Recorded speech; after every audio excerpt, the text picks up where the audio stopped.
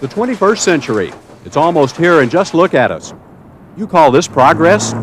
Overcrowded cities, people jammed together tighter than an audience at a Batman movie. Record numbers of homeless, while ex-Reagan officials are lined up getting HUD handouts. Is this as good as it gets, or is there a breath of fresh air coming to clear the horizon?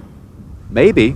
I've just seen the brochures promising everybody a little piece of heaven on earth. Paradise doors are open wide.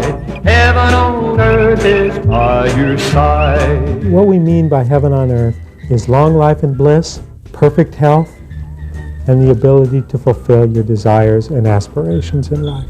Sounds like paradise, all right. The prototype is already in place at Radiance, Texas, a subdivision outside Austin housing 30 blissfully fulfilled families. The founders are promising similar communities coming soon to a town near you. But what makes this heaven and not just a hideout for yuppies? In Texas, the search for all truth begins on horseback. So that's how we started our tour of this New Age nirvana. A lot of heaven on earth has to do with what you're feeling inside, the subjective experience.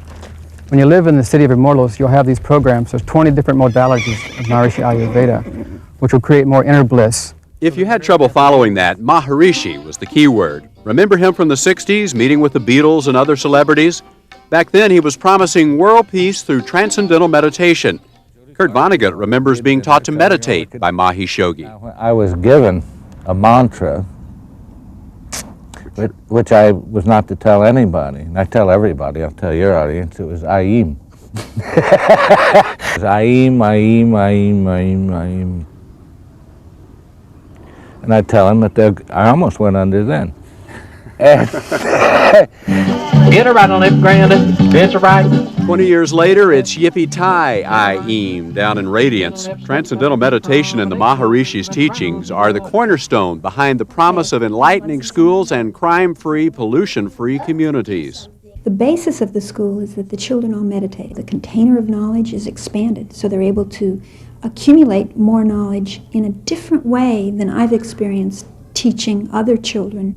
Meditation isn't the only blueprint for heaven. It seems the Maharishi also has some ideas about toxic-free building materials and architecture. As the sun transits the horizon, it gives off different light, heat, and energy at different locations in the horizon. In the entertaining rooms, if they're not located so that they have sun at the right time of day or lack of sun at other times of day, they're not going to be ideally conducive to entertaining. There's 100 different tests that they use in order to determine the siting of the house. They're actually ancient principles being restored by Maharishi.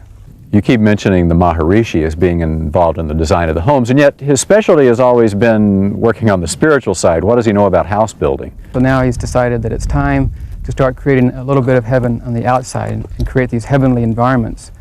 He feels like the time is necessary for this because of the pollution in the cities, the stress in the cities, and so on.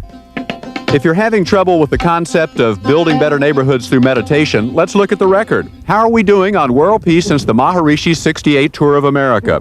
This TM publicity video proudly lists 22 separate examples of peace breaking out all over. A widely published article asked, "What spurs the spread of peace?" and said, "Only history will tell who were the peacemakers of our time. It was His Holiness Maharishi Mahesh Yogi who achieved world peace." Vonnegut, again remembering the Maharishi's teachings from the 60s, thinks that slightly overstates the power of meditation. It's quite nice, but it's like scuba diving in lukewarm bouillon. Is it?